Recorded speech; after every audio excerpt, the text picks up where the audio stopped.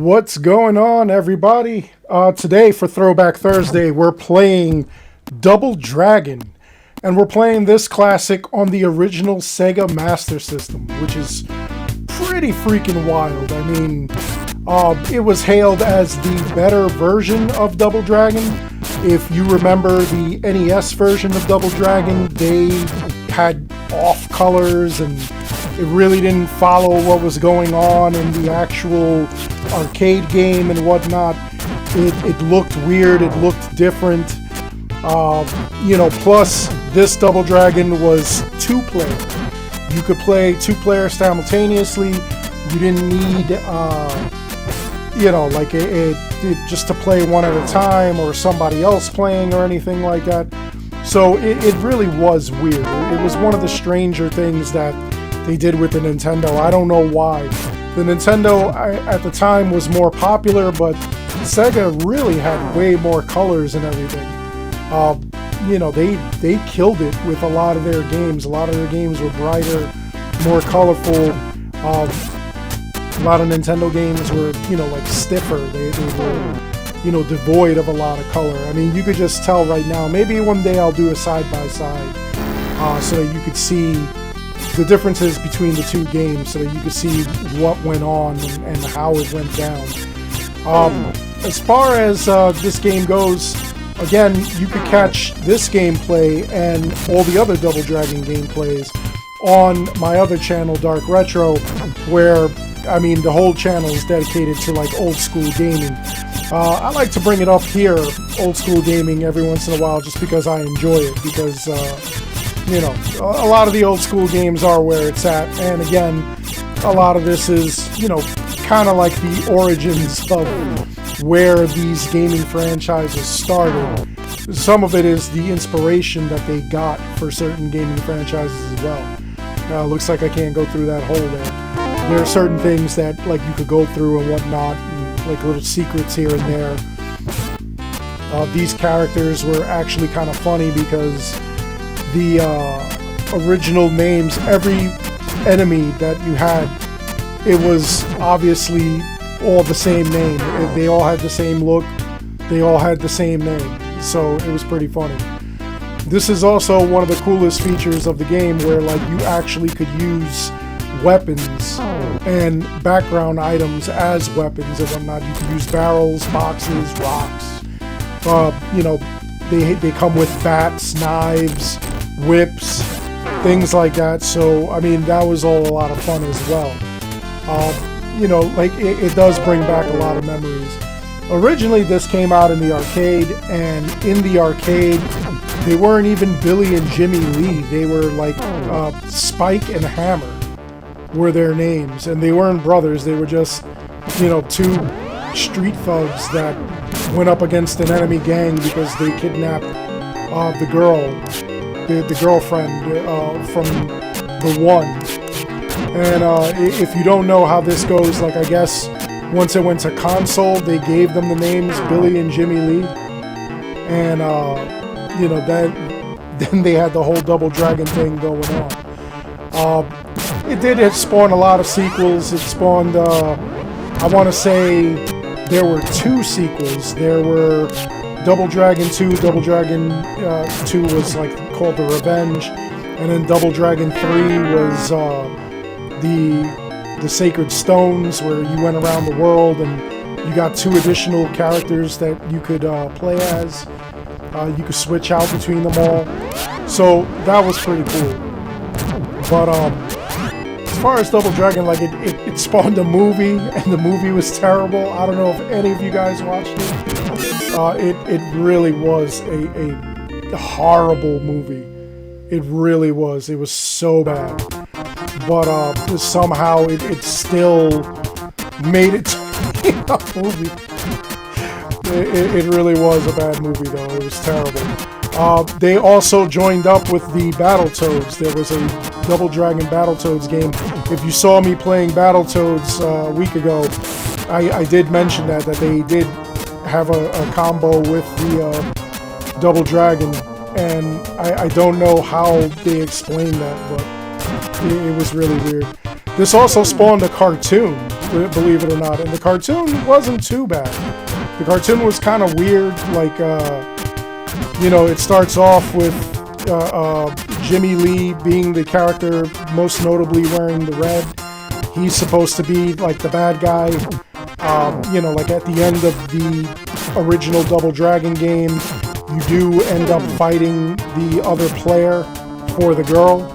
And in that instance, that's where, they came up with the concept of him being the bad guy. And then in the cartoon, they actually join forces. They have two different styles of fighting, and they're reunited. They start doing all kinds of things. They fight all kinds of crime. There are other characters that they meet that they end up getting powers as well. It's very strange. But at the time, it was a pretty good cartoon. Now, it also spawned I want to say a comic book, which was done by Marvel, and it was pretty much the same concept in the Marvel comic book, where it was them, they start off as enemies, they gain powers, everything was powers. I don't know why. They couldn't just be, like these martial artists. They had to have, like, some sort of superpower. But, it was pretty interesting, I'm not gonna lie. I was really into it back in the day. Today, not so much. But this is actually one of the very first, side-scrolling beat-em-ups that they had come up with. A lot of other games would follow in its footsteps. Streets of Rage, games like that. Golden Axe, even, believe it or not. Golden Axe is basically Double Dragon, but in medieval times, in a fantasy world. So it's pretty wild. It really, it was genre defining, honestly. I'll tell you one thing, as I'm playing through this, I'm noticing that I'm way out of practice. I really suck at this. I used to be able to do this in one sitting. I used to be able to get through the entire game, and it just looks like I'm just using way too many continues. How's that for a concept? Continues. That's old school. Every time you played these games, you could continue the battle, depending on if you had enough continues left. It was pretty wild. Again, one of those concepts. Of course, in the arcade, you did this with quarters. You just kept putting in quarters, and that's pretty much how you ended up doing all this stuff. Look at this.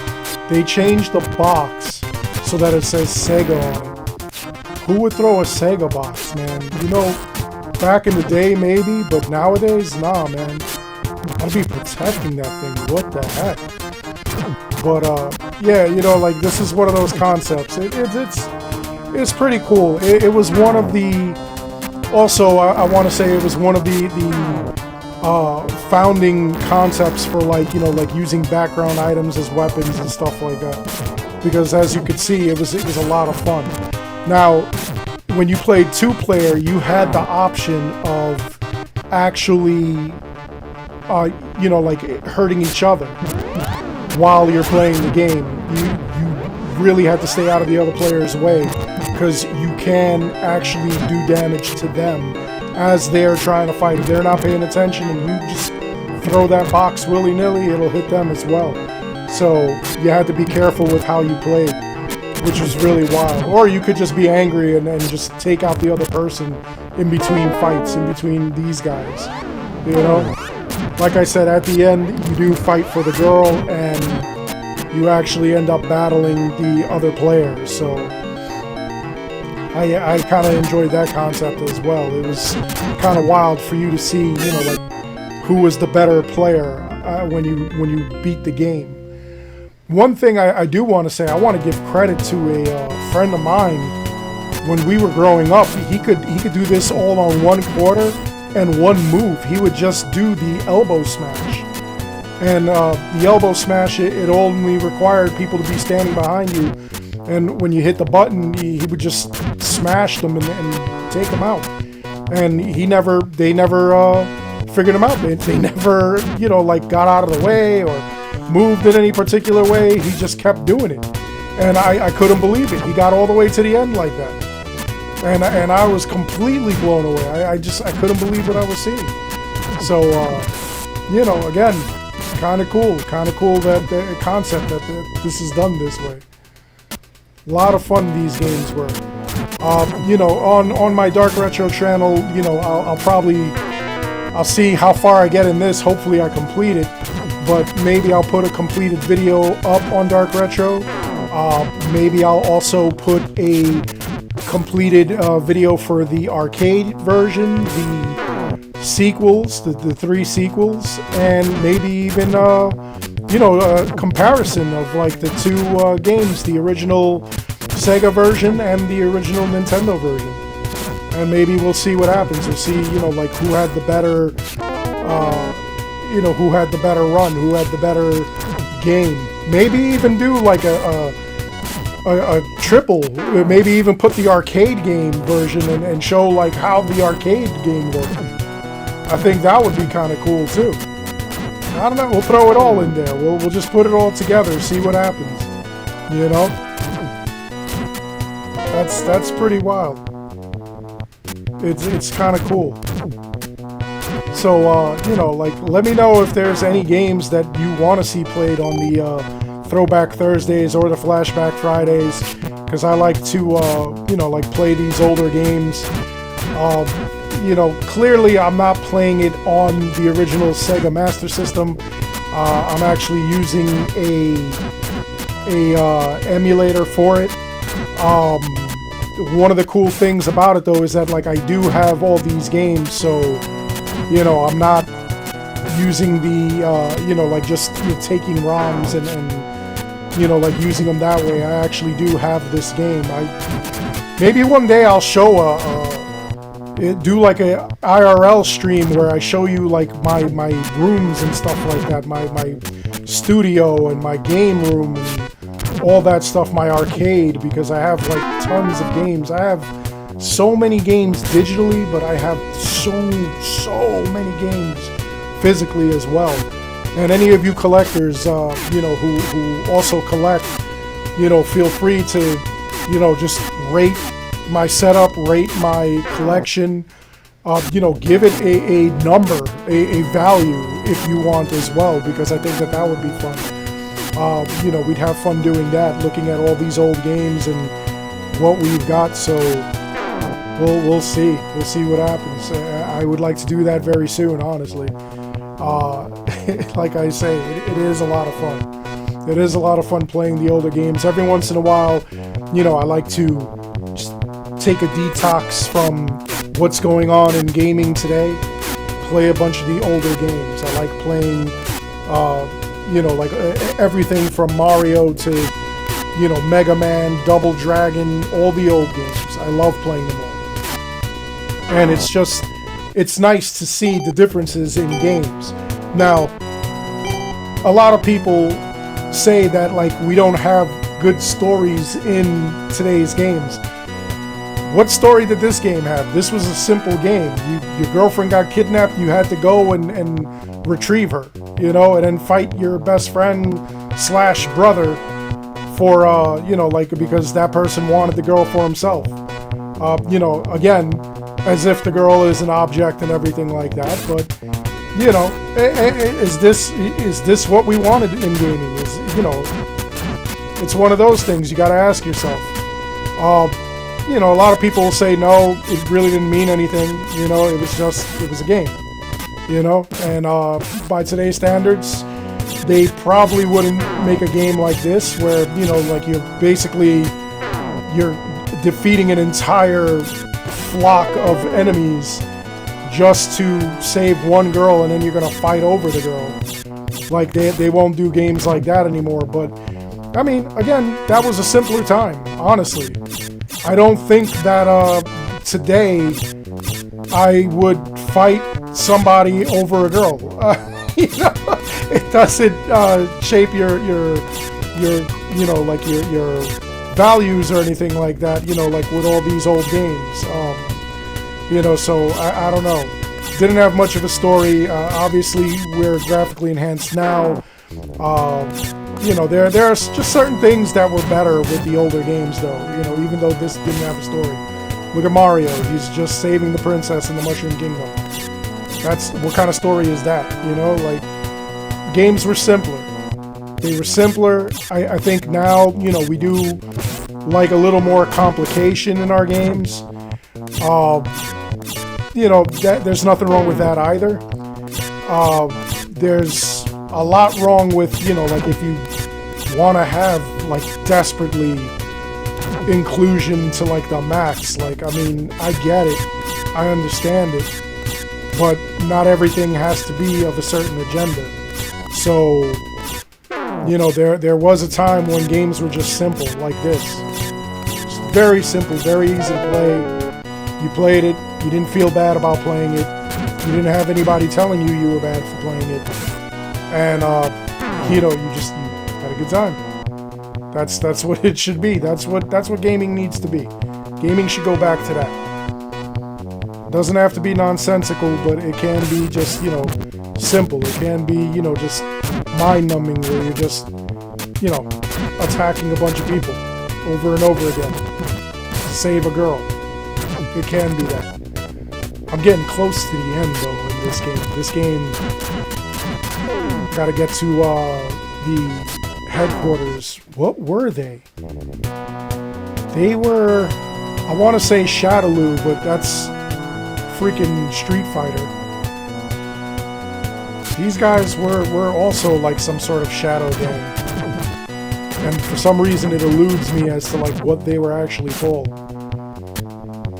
They weren't just called the Shadow. They had a specific name. And again, you get to like the end, you fight who you think is the boss. The only character that has just one of that character is like the actual final boss. And then you defeat him. And when you defeat him, like, you actually have to fight your partner, your brother, your best friend, or whatever. They depending on which game you're playing. If you're playing the ones that came out for the consoles, you know, they're brothers. If you're playing the one that came out for the arcade, you know, it's like your friend. You're just friends that, you know, all of a sudden were on this mission to like defeat this whole gang because they kidnapped the girl. Still pretty wild. And if you ever went and watched the movie, the live action movie, these guys make an appearance in the movie, the Abobo. And there's even like a ROM hack where it's not exactly a hack of Double Dragon, but you get to play as Abobo.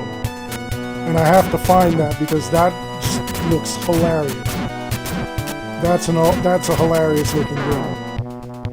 A lot of these ROM hacks do really good too. Like they are kind of interesting, like what they have accomplished with them, you know? I'll tell you one thing though, I definitely need to practice. I'm doing so bad in this game. Look at this. This is just pathetic, man. I'm gonna burn through all my continues here. I'm doing so bad. I forget, like, you know, like the funny thing about this though is that like once I'm playing this game for a little while, like it all comes back to you, and you know, you just automatically you're able to play it without any sort of problem. So it's just gonna take me a little while. I'm gonna need to you know, like get some practice in, and then I should be on top of the world with this game. But right now I'm doing so terrible. It's absolutely phenomenal. I can't believe how poorly I'm doing here. It's just wild. It's completely wild. I can't believe how bad I'm doing. I'm using the weapons as like a crutch. I'm missing all my assaults and everything like that. That is just crazy. I don't know. I gotta if I'm gonna post a video of me doing this like a lot better, I'm gonna have to figure it out. I'm gonna have to actually get you guys the real deal. I'm gonna have to like really get good at this and play it the right way, play it correctly, so that way you guys could like actually see it, have fun with it. And like I said, I honestly, I'm not kidding about that. I want to do a comparison. I want to do a side by side. I'll do a video where I've got the Nintendo version played, and I'm doing it right next to the other version, right next to the Sega version, and see like how that looks, because that's gonna look wild, honestly. That's gonna look intense. That way you could see the differences that I'm like talking about when I'm talking about this game versus the Nintendo version. And I really do feel like this one was closer to the arcade. Looks nicer too. Look at these statues about to stab me. Trying to get me, man. Trying to give me the business here. Oh man, this guy ain't gonna get stabbed? Alright, come on. Machine Gun Willie, that was the guy at the end of this game. That's the guy you defeat before you actually find the actual bad guy. That's who it was. Oh man, that's it. Yeah, I failed. That was it. Alright, well, I'll leave it here. Like I said, I'll put up a completed version on Dark Retro. I hope you enjoyed it. Please make sure you like and subscribe. It helps this channel out an awful lot. As always, thank you for watching.